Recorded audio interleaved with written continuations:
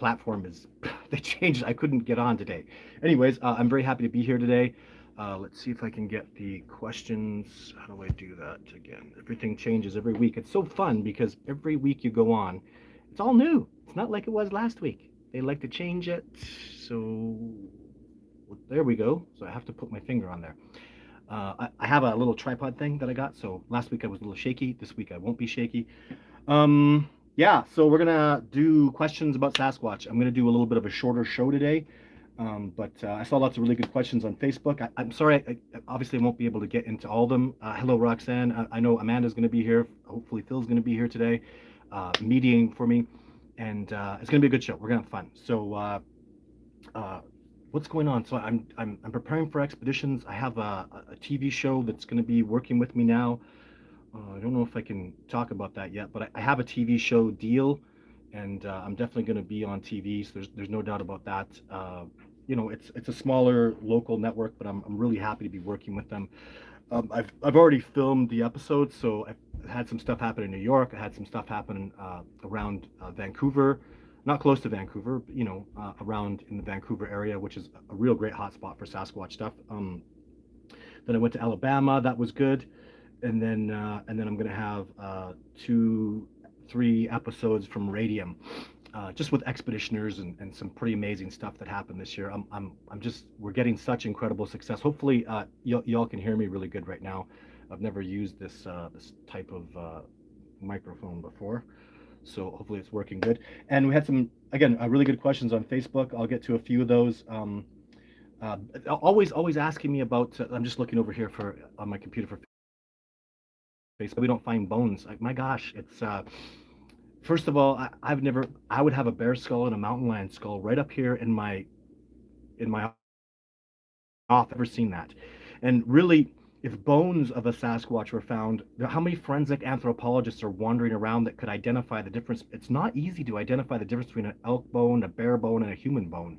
So, really, like I've seen just the way bears even like they look like they have hands. There was a little bit of a hoax where somebody had a small bear arm. They chopped the fingernails off and made it look like it was a Sasquatch, and that was going on for quite a while, which was a crock. But yeah, anatomy is simple. It's very similar, I should say. Even pig anatomy is very similar. They put a pig's valve into a human. My point is, once, especially when the body's dead and decayed and torn apart, as it happens in nature, you're gonna find a leg bone over here, an arm bone, and until you see that hip or that, even I've had people show me pigs skeletons that I showed to Jeff Meldrum, and they looked very interesting, but they were clearly like Jeff identified it because he has that level of expertise. The man is a brilliant, amazing PhD, who's a professor of anatomy and anthropology, and he was able to identify that it was not hominid kind of skull. It was clearly it was a pig skull, but not clearly. The teeth were similar. So there's so many things. It's so extremely difficult. Um, it's a needle in a haystack, guys. It's so hard. And with the species, I guess the number one reason is they're so rare. I don't see bear bones, bear skulls almost ever. I see elk and deer, but they're so abundant. Like big predators, a mountain lion skull would be the coolest thing. I wouldn't keep a wolf skull because looks they're pretty much a dog, and I'm a big dog person. I wouldn't want to have like a dog skull kicking around. I definitely would keep a mountain lion skull or a bear skull for sure. Never saw that. And animals when they know they're dying, they go off into remote places and die. So yeah, I after all the traveling around, I haven't seen that. So, and then just the fact that it was also Bigfoot put their dead in a specific place. Gigantopithecus did that, Neanderthals did that, and we have evidence to substantiate that. It's a lot of stuff, and I've talked about this before, but and then Danny asked me about, I talk about how they follow the elk herds where I'm from, in my ecosystem. Elk are the theory is, again, that the best species for them to follow around are the elk herds are the biggest, best source of food. If you ever cut up a deer or an elk, you know elk are almost twice the size and it's the same amount of work. So you get like 70% more meat by doing the same amount of cutting and work with an elk as you do with a deer. Their anatomy is the same, just an elk is significantly bigger. So, and then you get the better. What's better about elk than moose is elk are in herds and moose are lone individuals, solitary. So you can follow and keep a herd like cattle around. Whereas moose, what are you going to do? Herd a moose, and then keep it, kill it, and then you're done. There's no more moose, right? So It's like elk are the cows for Sasquatch. They're the wild cows that they keep, and I've seen a lot of evidence to substantiate this. But of course, so when Danny asked me, couldn't they just eat moose? Well, of course they're going to eat moose. I joke to tell people, a Sasquatch wakes up and goes, I'm going to eat bighorn sheep or moose or deer or elk or whitetail or blacktail or grouse or rabbit. They just go. That's their menu. They just go and hunt whatever is abundant, whatever they want. Moose meat is delicious. People rave about it. I would bet that moose meat would be a favorite. It's people that really like the gamey meat love moose meat. It's really, really gamey. The moose eat really, really wild, strong plants, and that obviously comes out in the meat. They are what they eat. I like elk because they mostly eat grass, and really, it's a lot more like a it's more similar to beef. Even whitetails, I like whitetails because they're fussy about what they eat, and mule deer just eat everything, and it tastes much more gamey, and I don't like it as much. I bet you a Sasquatch would prefer the wild taste, though. I'm the domesticated one in comparison to a Sasquatch. And in fact, I'm very domesticated overall. So let's get to some questions here. And lots of great questions and stuff, but it's going to be a short show today, guys. I apologize. Lisa says, "What do you think about their memory? I believe they remember people even ever people even over long periods of time." Well, I'm very much. If you looked at, about chimpanzee memory, chimpanzees have a special kind of memory that actually they're more. I believe I did a video on it. They're more intelligent than human beings when it comes to a certain kind of thought process, like quick thinking in the moment, in the time. See, we are deductive thinkers that can reason and figure things out. But when it came to quick, you flash some pictures and make them go away. The chimpanzee was kicking human. There's no human being that can touch him. It's that wild memory. So, and I'm very convinced in the moment, in the time that you're out there with the Sasquatch, they're gonna outthink you. They're gonna outsmart you. So, and I always come up with a game plan. I don't even know why, because they're so far ahead of me. I think I'm behind. Literally, I I have a plan and I do things and I really try, and sometimes they precipitate a little bit, but really, Sasquatch are the masters out there. They own it, and what really at the end of the day gets me my success 100% is I'm a student of theirs. I'm respectful of them, and I make that very clear that they're just teaching me, and I move out there with a plan, but always ready to learn and to change and evolve from that plan to you know to listen to my teachers. They're my teachers. I'm a student of the Sasquatch. They are 100% my teachers. I have no doubt about that whatsoever. And pretty much anybody who comes with me, all my expeditioners, all my colleagues, all the people I work with, we're all on par with that. You go out there humbly, listening to the teachers and hoping that they come around and interact and teach you, because there's really to sneak up on them and to you know to do like I have done in the past. Like the stuff that I had to do was so freaking impossible and so difficult, because I truly did film Jake and Jane. That's video 4 and video 5. I truly filmed them um, without their knowledge. Video 5 is one of my best videos of SAS, or multiple videos. I got a shot and I moved in. I got a shot, then I moved in. I got a shot, then I moved in. Then I stood up and I got no more footage. So that's the quick explanation of what happened with that. And yeah, so but you have to understand, I tried 100 times to get that, and it was the weather that got me in there. Why did I get success? I went in through a snowstorm. Like a snowstorm, you can't see your hand in front of your face. How did I navigate through a snowstorm? I followed a creek. That's it. So I went up through a creek. You don't leave tracks when you go up through a creek. You don't leave ground smell when you go up through a creek. I didn't eat, so I wasn't defecating or urinating for days and days. Annihilated my body. So it was absolutely brutal. And even do I have the ability to keep surviving those kind of expeditions? And the answer is I'm not. I'm not. I'm a larger guy. I'm 6'3". I'm comfortable at about 220 pounds. I'm a little on the muscular side. I've trained myself to be that way. But make sure you understand that's highly advantageous for short-term, short bursts of speed, short survival moments. But someone like Survivor Man kicked my ass in endurance, and those little guys will smoke you. You know, I need 3,500 calories a day to survive. Survivor Man can do it on 2,000, and then he's got He's just got a tighter physique. He's a little bit shorter, but he's just got this endurance physique that I just admire so much. I've learned through the wilderness. I've learned the power of that, and it's really shown in the wolves. Wolves will wear you down. Wolves will burn you out. I've seen a wolf take down a moose. They just burn him out. They chase him for 2 days till the wolf, till the moose falls down from exhaustion, and he's tired of getting little chunks taken out of him and just dies. So wolves will burn you down. Even like bears. Bears are big, giant monsters. What's a bear? A, I've seen 500-pound black bears. Just get even the sows. Let's say conservatively, I've seen 350-pound sow black bears lose their cubs to wolves. Two wolves will take the cubs away from a black bear. She's 350 pounds, or maybe a buck 20 each, and two of them will smoke her. They just wear her down, burn her out, steal her cubs. And if you know about bears and how they protect their offspring, they're voracious. But a wolf will burn you down, wear you out. So they don't do that with people. Don't get me wrong. Wolves are also, they don't attack or harm people in recorded history. They have never attacked or harmed a human being unprovoked, but they'll burn you out with their endurance. They're just killers for that. And endurance really, really, really, really matters in the wilderness. It's the most important thing. So I've realized long term, like I can do, like it's hard for me to do a 7-day expedition. 14 days I'm gonna come back and nearly be hospitalized. The 7-day expeditions, I come back and just burned, like I'm burned right out. I'll lose 20, 30 pounds of muscle.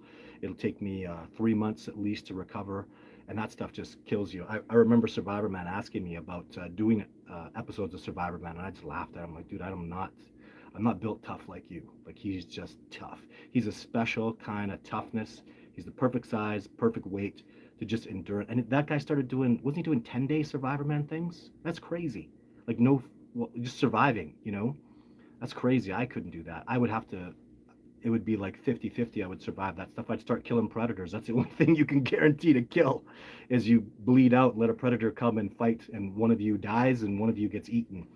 So it's endurance is very important, guys, and that's what's crazy about Sasquatch is they seem to have both. It really, truly, it doesn't make any sense because they're big and powerful, twice the size of a gorilla, super riposaurus powerful. Yet I've seen them run down an elk like a wolf can. So I don't. There's got to be something. I'm starting to see holes in my math. I think the way a wolf will run down an elk is they'll run them down at, let's say, 20 miles an hour for days and days and days. Same thing with the moose. Whereas I believe a Sasquatch will run him down in in 3 hours, but he'll sprint him down, sprint and sprint and sprint and sprint until there's nothing left in the elk, and they burn right out from that, and then they take him out. So still impressive endurance. It doesn't, their power doesn't make any sense. Their endurance doesn't make any sense because I just haven't seen that in nature, and it's crazy impressive. Like they are just awesome, totally awesome. So another reason, like 4,675 reasons, I just think Sasquatch are absolutely astonishingly amazing. So I'm trying to get to the questions here. I see someone saying, please answer, and I don't know what he wants me to please answer. Do you think Sasquatch Ontario is legit? I don't know anything about them, so I don't want to comment. Um, um, it says, I slice moose thin and cook slow and long with bacon. This is Island Girl talking about how she eats moose. That's awesome. It's really good, healthy stuff for you, right? Todd, you've been doing this for a long time. So proud. Oh, well, thank you. It really has been a long time. And I'm not going anywhere. I'm just doing more, getting better results, working with more people. Cooperation is growing every year. I'm really proud of the success that my colleagues and I have been able to generate. And yeah, it's been amazing. Clark from Michigan. Hey, Todd. Hey, Amanda. Hey, Royal Creations. Thanks for tuning in today. That's awesome. Do you think that they show jealousy over their mate and fight, maybe? No. From my best information, my theory, and I'm 60% holding to this theory, is that there's a dominant male and he's got his females, right? And nobody messes. And if that theory is correct, nobody messes with the big guy. He's a monster, and it's his children that grow up for the most part.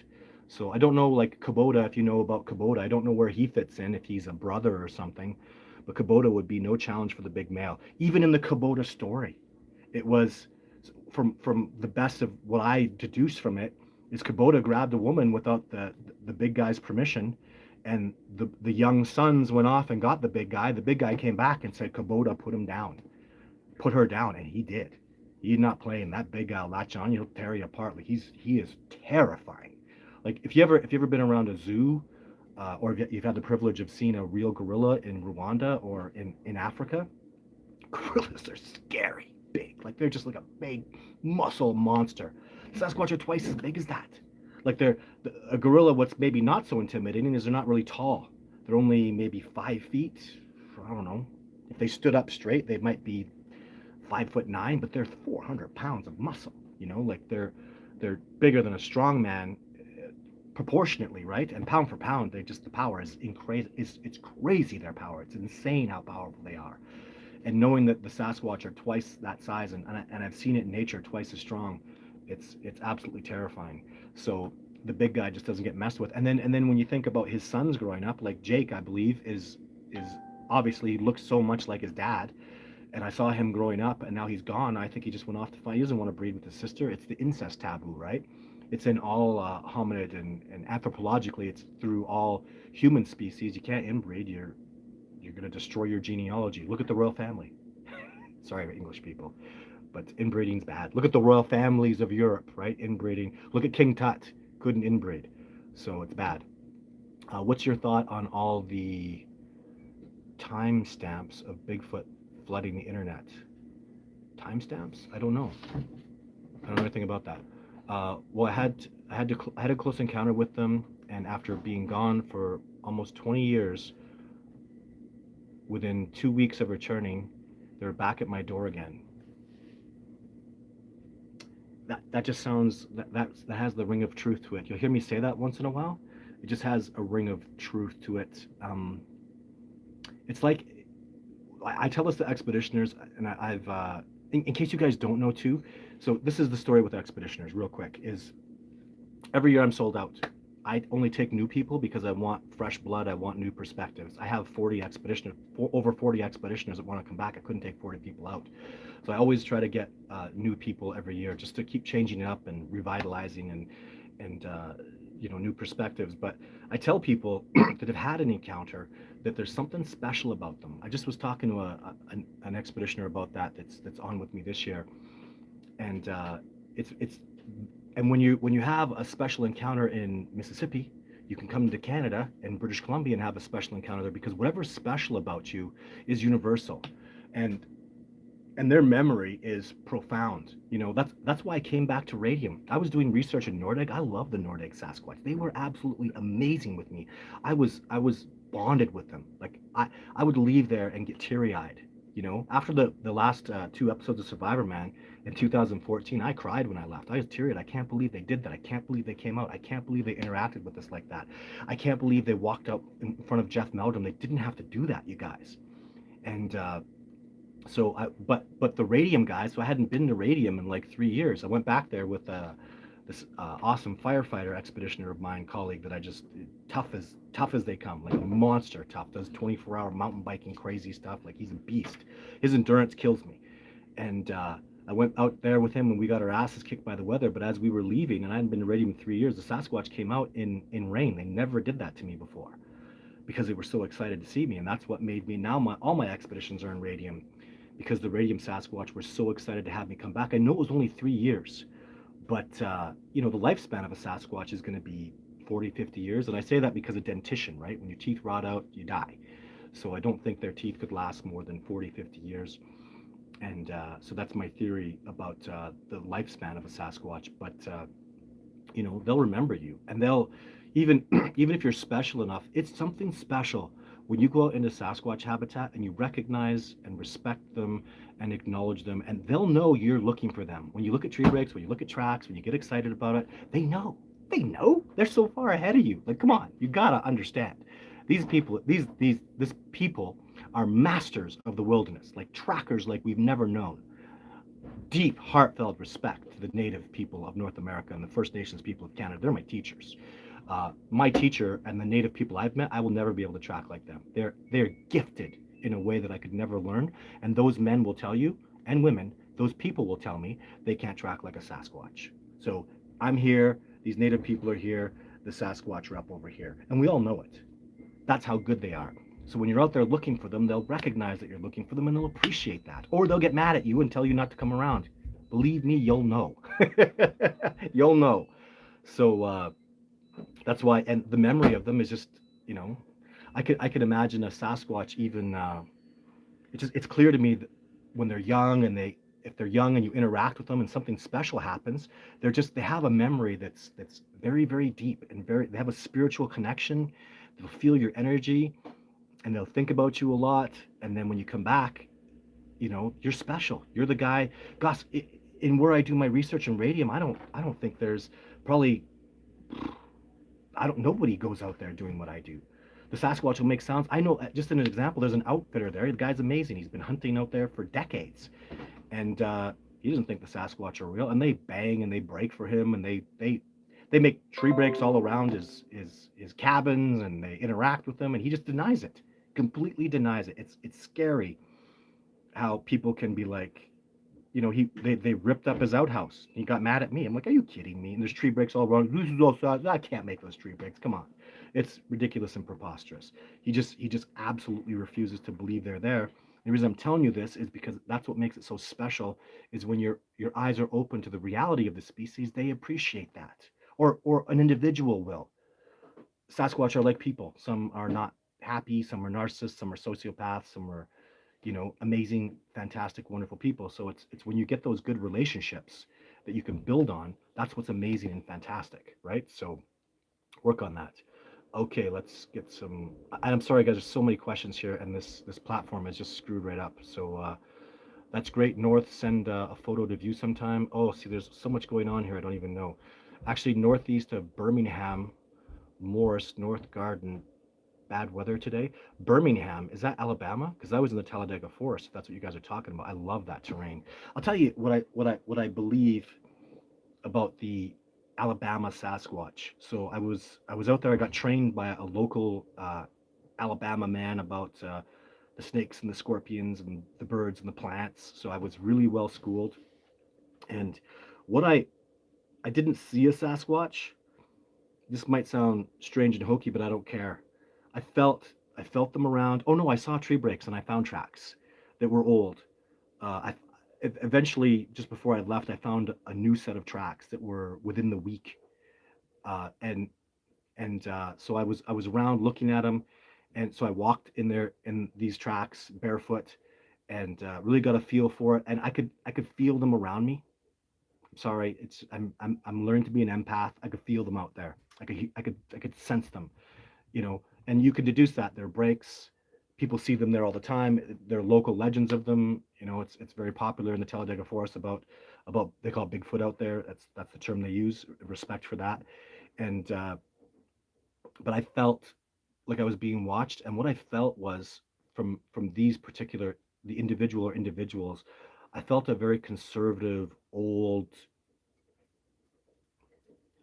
distant, non-friendly entity. I felt like they didn't want me around.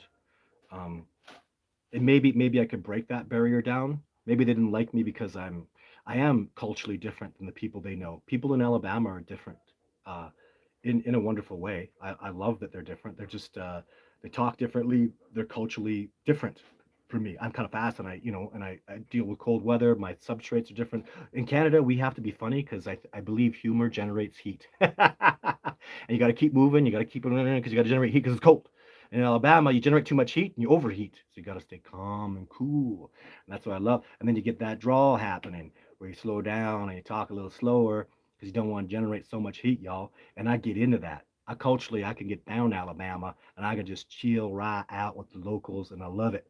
See, I got that. And the more I hang out with them, that's how you get into an area is you suck up with the locals, you respect to the locals. Those are the indigenous people. I that might be an offensive term, but to me, that's they live there. That's their home. They've been there for generations, and I don't worry about skin color and stuff like that. It means nothing to me. The man who trained me was white as white, but this is John I'm talking about. This guy, just his in 100 yards, he taught me about 50 different kinds of plants. I couldn't keep up with it. It was just too much information, and the animals and the trees and the birds and the insects and the reptiles. It was just schooling me, and my brain was on because I was ready to absorb this information. But I felt like I was walking like him. I felt like I was talking like him. I was the mannerisms you can learn.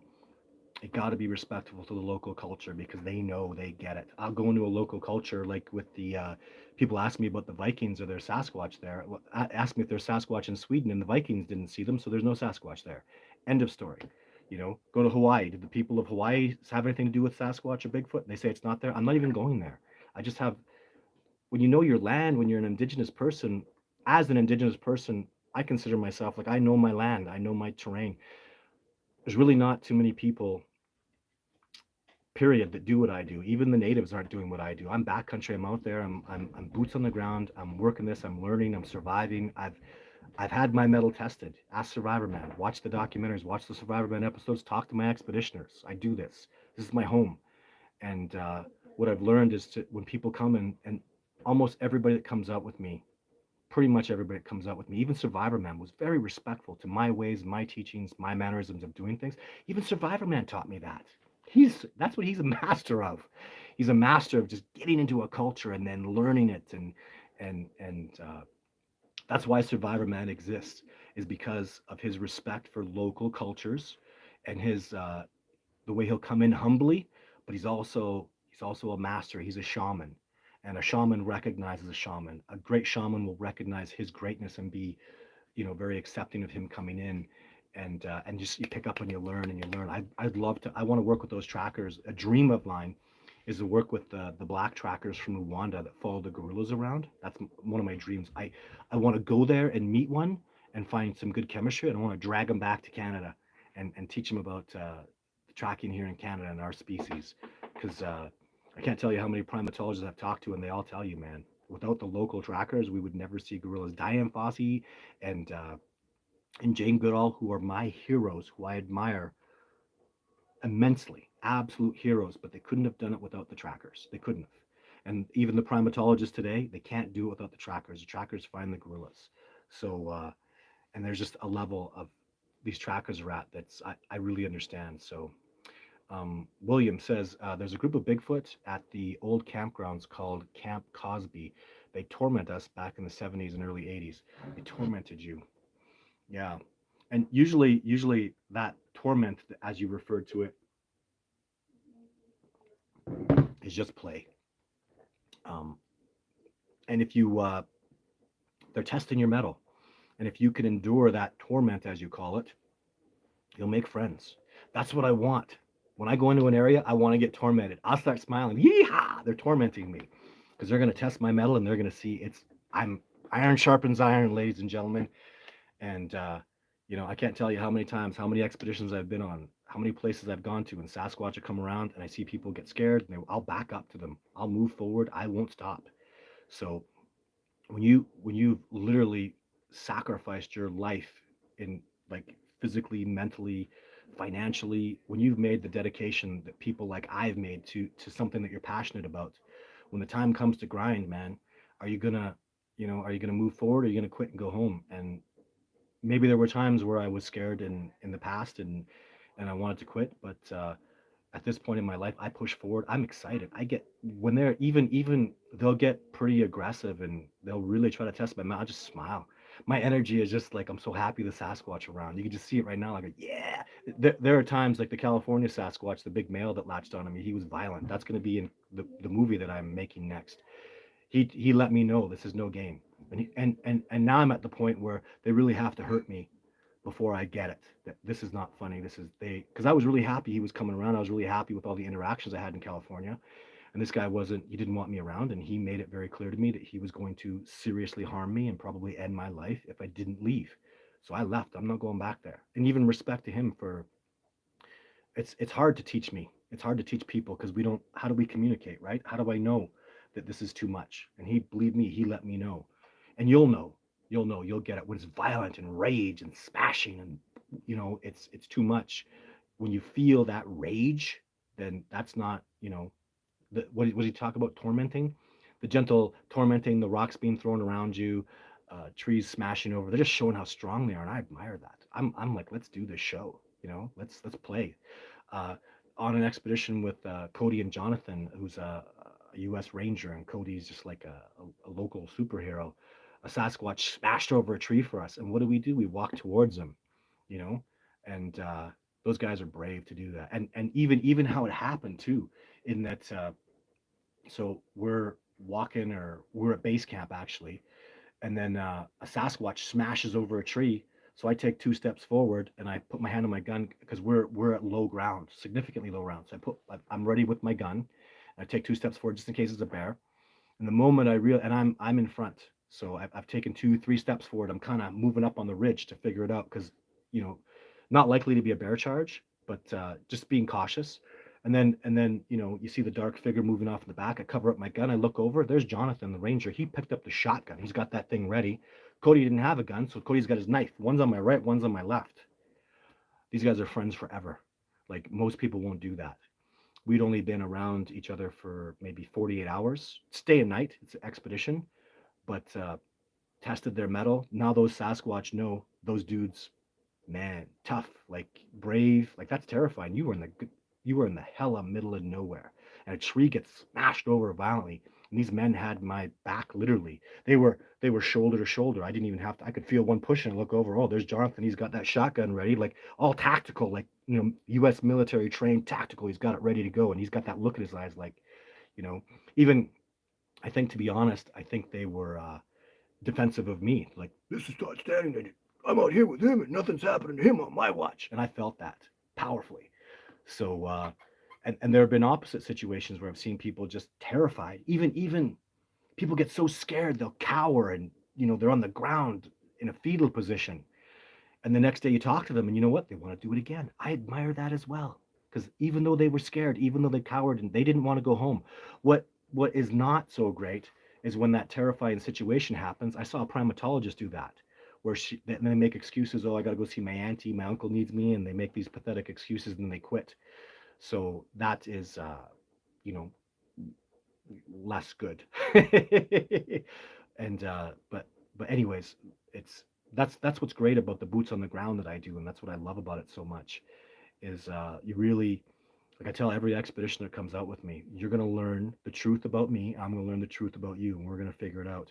And now that I've had people from, gosh, like Arizona, Washington State, Texas, Florida, Alabama, New York, North Dakota, not South Dakota, but literally I have all these men and women that have gone on expeditions with me, and I can literally now I can literally, if something happens in Texas, I have an expeditioner. I could just give them a call, and they go out there and investigate it. And I trust them because, first of all, they know Todd Standing, and they know what I'm. They know about the reality of who I actually am, and I know them because they've been trained by me, and even a little piece of what they taught me. I learn from everybody.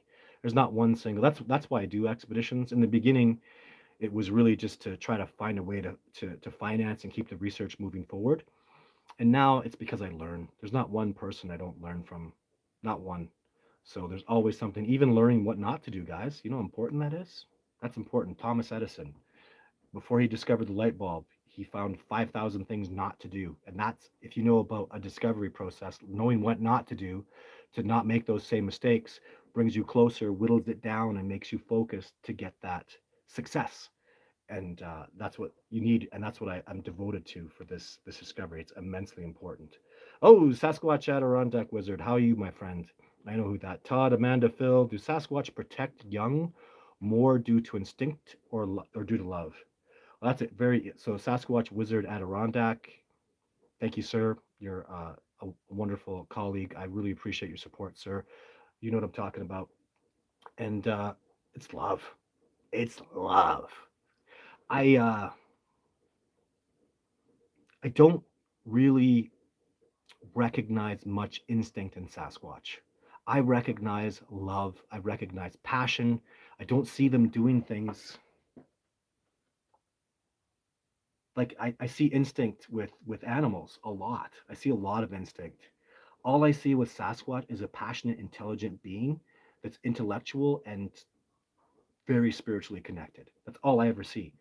I can't think of instinctual stuff that they do.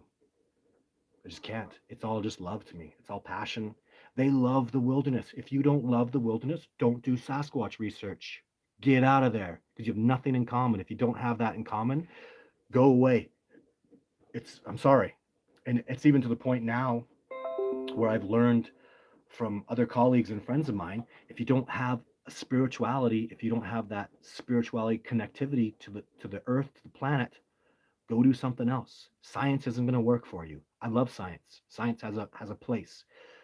Science has an immense place. Science is very, very important. I'm a technologically advanced being. This is all technology, all around me, technology. And I love and embrace it. But if you don't have that spiritual connection, go do something else. You're not going to work with Sasquatch. And Jane Goodall, Diane Fossey will tell you the same thing. Native people tell you the same thing. You got to have that spiritual connection and love, and that's just all I see. That's a good question, but it's all I see with Sasquatch is love and passion and creativity, uh, understanding.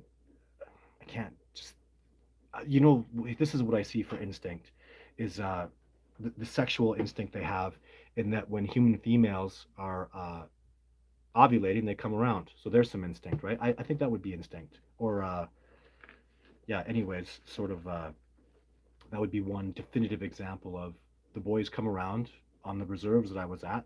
When the girls are ovulating, the male Sasquatch come and bang on the doors and stuff. So could you call that instinct? I believe that's instinct. That's instinctual behavior. That's even though it's in a procreation kind of way, that's very, very instinctive. But I see fun, I see play, I see joy. Protecting their young, they adore each other. They're just so connected.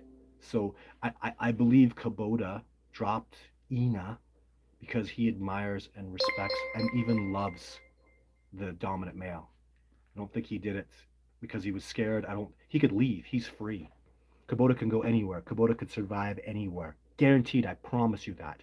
That is a survivor. Kubota doesn't want to leave. Kubota likes his big guy. Kubota likes his family. Rephrase. Kubota loves his family. And even though that Kubota seems darker and has little issues, they love him too. If they didn't love him, they'd get rid of him. And having been around the radium Sasquatch, 2009, like over, how long is that? Over a decade, well over a decade. I've been around. Even 2008, I was in radium. Being around that group all this time, it's all I see is devotion to one another, passion, and it's very, very evident to me. So, just a couple more questions, guys, because I got to do a quick show. Uh, we have found that they have the same emotions as we do. I went from thinking them as intelligent animals to thinking they're much more. They have a good sense of humor. Oh yeah, they totally do, don't they? Yeah, humor. Yeah, I think I am on the same page with you. Who said that? Oh, I can't see it here. Andre Francis. Yeah, I feel the same way. I used animals, this animal, that animal. I was watching old videos of mine today from the Video 4 expedition. I go, this animal, that animal. I even thought Video 4 was a male in the beginning until my teacher told me. My native teacher said, no, that's a female.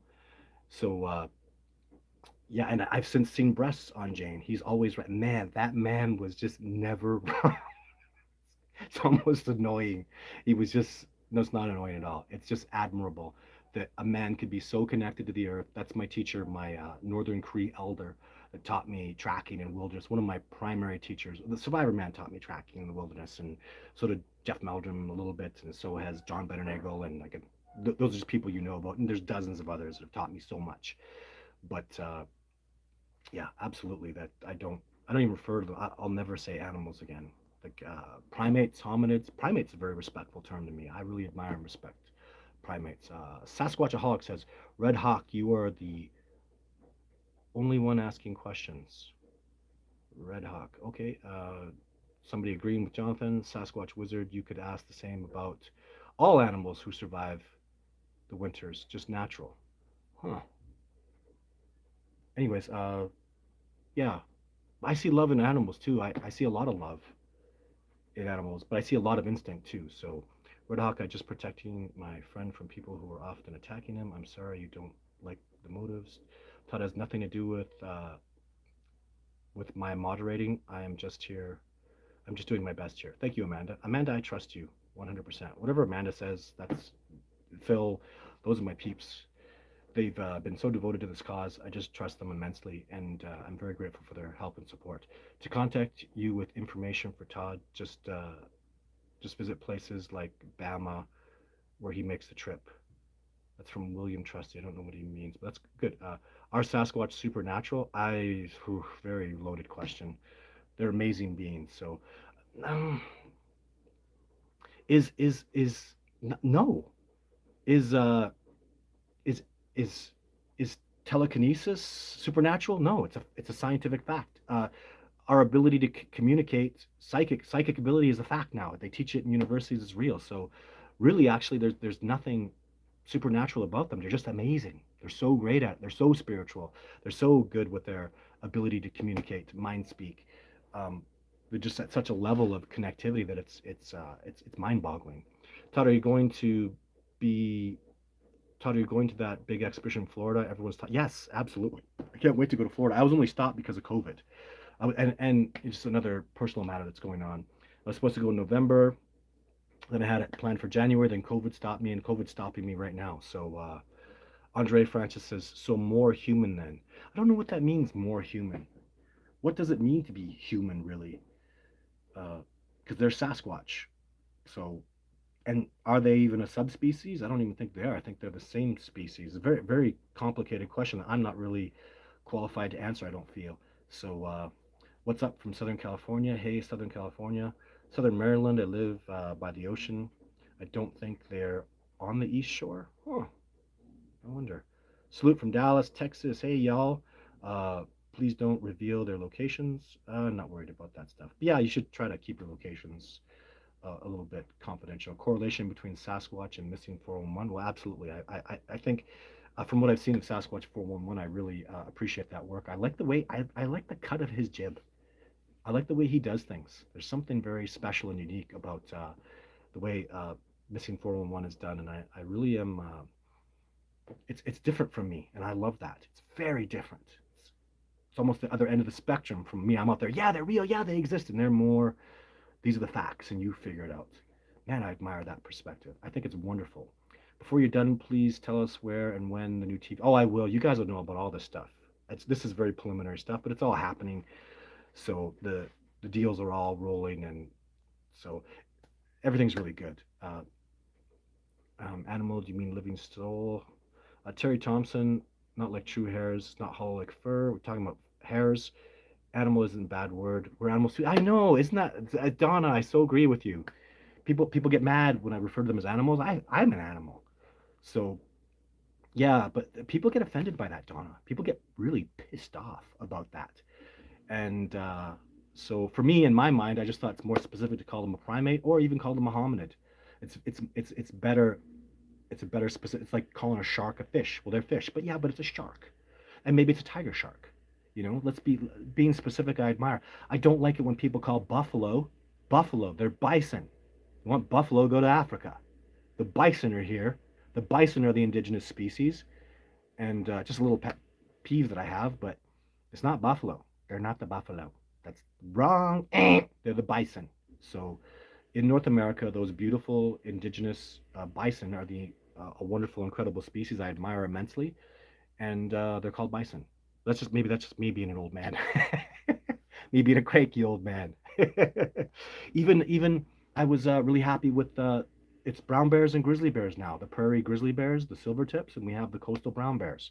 They're the same species, but I like that specification because there's differences, real big differences. Bigfoot seems to be increasing their population in Colorado based on many sightings. Wow, that's a bold statement. Hmm, I can't see that happening. I can't see their populations increasing. If there's more sightings, that's yeah. I don't think that's good evidence. I appreciate your perspectives, and just off the top of my head, I can't see how they could be increasing in populations because loss of habitat equals loss of life. You have less habitat, less wilderness, you have less place to survive, less life. And that's clearly, evidently, immensely happening right now. My phone is literally dying right now, guys. So, why do we call them big feet? Because they have two big feet, not one. It eliminates. Yeah, I don't like the term Bigfoot actually, but it's pop culture accepted. So, and people say it with respect. So that's all that really matters, right? Hello from Tennessee. Hey, y'all. Okay, so one more question. Um, Todd, are you going on that big? Oh, we already did that. Yeah, I can't wait to get to Florida. There's lots of expeditions. I got to go back to New York State into the Adirondacks. So I'm just trying to get down to one. Hey Todd, Bigfoot ever venture into California? Mount. Hey Todd, do Bigfoot are in California? Yes. Uh, just just moved to Fruitland. That's awesome. Central Michigan. Hope your new shows are on Discovery Plus. We'll see where they get to. I don't do distributions. I just make the shows. I just go out there and film what Sasquatch asked me to. I'm from MD. A lot of reporting sightings. Absolutely. Northwest Olympics. Search and rescue. Yes, it does happen. Unfortunately, police reported change. Yes, Andy. Hey, Francis. Okay. Do you think Sasquatch are a subspecies? Yes, I would think that the Yeti is clearly a subspecies of them. Why has there been such a huge increase in sightings? Has there been? People keep saying that. I don't know. I'm kind of not the guy to ask. Maybe ask Amanda. She would probably know. She's really devoted to this topic. I don't know if sightings have been increasing. Um, I haven't noticed anything specifically amongst in my little groups of cooperation, but haven't people been isolating for COVID? I don't even know what's going. The world's just like it's just like I'm really honored to be doing my expeditions this year. The United States has to open the border because 80% of the people that come out and do expeditions with me are from the United States. I need the United States. Uh, they're just such enormous supporters. And when I say 80% of people that come on my expeditions are from the United States, 20% don't come from Canada. I get 15% from Canada, and then I get people from Australia and the UK and Germany and Japan. So you got to understand, like the United States is, man, and they have the best evidence? They do. You know, Jimmy Chilcott, Jeff Meldrum, um, the Patterson Gimlin footage. The United States is the best. So best evidence that I've seen. The stuff in Washington is a glorious state for Sasquatch, like just absolutely gloriously magnificent. There's so much going on in that state. It's so rich, so abundant. What a beautiful spot for them. But then they're over in they're in Montana. I've seen a Sasquatch in Montana. They're all the way through in Idaho. I've seen them in California. You know, so but just something about the culture, American people. They're just immensely behind this, tremendously in support of it. So I need that border to open up, and that's what I'm planning for. Last year was all Canadian because people couldn't travel, but that border will open up, and I'm just planning for it. It's got to open. We got COVID shots are coming, and I'm not expecting the border to open up before August, but you know, I'm in tremendous support of it. I'm booking expeditions based on it, and I'm just moving forward because to me this is the antidote to being isolated in a home is go out in the wilderness. I was walking around barefoot in the field today, you know, grounding. If you don't know about grounding, you should look into it. Connecting to nature, getting back to nature, it'll really stop. It'll slow down any. People get messed up when you get isolated. It's bad. It's not. It's not good. And I never feel like I would go out on expeditions alone and I would come back clean because it's like it's this journey into life. And I never you do get isolated, but it's different. You kind of learn to break free from your paradigms. It's a wonderful, terrifying thing to go out on your own. Don't do it. Don't do it. So go out with a partner, and yeah, don't do the alone expeditions. I'm lucky to have survived them. I had good training and good teachers, but it's ridiculous to go out and do that stuff alone. Um, and if you are going to do that kind of stuff, you should really contact me. Make a point of getting involved. Let me mentor you a little bit because that stuff is what Survivor Man does. It's just freaking dangerous, crazy stuff. It's awesome, but you really have to. There's levels that you have to go through in training and understanding and learning. But I just the bottom line is I feel like the illness that's going on right now is the solution to the pill is go out to the wilderness, go enjoy the wilderness. That goes for all you guys. Go love nature, please. Go on hikes. Go learn about the terrain. Not don't just. And it's awesome to go out there and love it and learn and see nature, but also maybe try to learn about it. Learn about the plants and the animals, and try to. It helps you connect, knowing what the squirrels are doing and understand. Pick a species and learn about them. See what they eat and how they survive. It helps you connect and it's a wonderful gift. It has nothing. That's why I believe this discovery is so important, is because when Sasquatch are proven to exist, they're teachers, and we can all learn from them, and it's what they have to pass on to learn that I need. That's what I believe society needs in the preservation of the world is in nature. Nature knows how to preserve and survive, and the Sasquatch are the ultimate species in nature, spiritually, physically, mentally. It's they are just such a wonderful gift, and when we can start really learning and getting to a new level of interspecies cooperation with them, it's going to change things. I can't do it. I do well, and I'm very grateful for all your support. But what the Sasquatch can do as a whole, the reason I do well is because of Sasquatch. It's not really me, is it? It's the Sasquatch. I'm just the student there. I feel like a conduit belaying information back as best I can. So I feel, yeah, it's just all my success, all my fame, if you want to call it that, is just because of Sasquatch, right? And I'm very aware of that. This is not about Todd Stanley. My videos were called the Sylvanic videos for a darn good reason, because Sylvanic means shadow guardian of the mountain, Savanak, and that's the native term for it. And it was always Sylvanic video one, two, three, four, all that. And even now, they're just call them the Bigfoot videos or the Sasquatch videos. It's not about me. This discovery isn't about an individual. Uh, Maybe my journey will be of some interest just to show you can do it the way, if it inspires people the way Jane Goodall and Diane Fossey, then awesome. But really, at the end of it, it's with Diane Fossey and Jane Goodall. They're such icons. They shined like the chimpanzees and gorillas. It's not going to be like that with me. There will be no shine. They'll just outshine me, and I want to teach people. And what concerns me is who took over after Diane Fossey. I guess Ian Redman, but did he blow it out like Diane Fossey did? He did a great job. No disrespect to Ian Redman. I admire the man immensely, but I don't know. Something so special about Diane Fossey, isn't there? Something so special about Jane Goodall. Really, really special.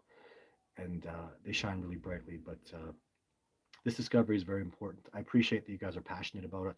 I have lots of people even watching these videos, watching my other videos, letting the commercials play, becoming a donator, coming on expedition. All that stuff matters, because I know there are people that are. I admire people that are passionate about chimpanzees and gorillas and dolphins and the oceans, and there are those of us that are passionate about the Sasquatch discovery. And you have every right to be, because this discovery is immense. This is not a rock ape that's very interesting in a story of the week. This will change our civilization. This will shake the very core of everything we know. This is an enormous discovery.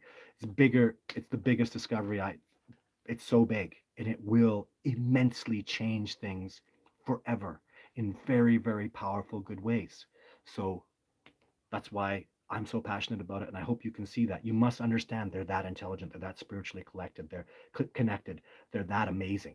This is not going to be, the rock ape or a new amoeba was discovered. This discovery will be blowing people's minds for generations and changing things in such immense positive ways. So be passionate about this discovery. Look into it. Read a book. Make a donation. Uh, you know, do what you can to support, because that's my whole life. That's what I do now. It's almost difficult to say it, but my number one job is a Sasquatch researcher. I'm a writer, director, producer of Sasquatch. I learned how to make movies to help people appreciate the reality of Sasquatch and help forward the discovery process, discovering Bigfoot. Welcome to the live show. Thank you very much for tuning in, ladies and gentlemen. I will endeavor to come back next week, and I thank you so much for your support. And let's all get through these tough times and go try to connect with wilderness. And until then, I will see you all next Wednesday. Take care.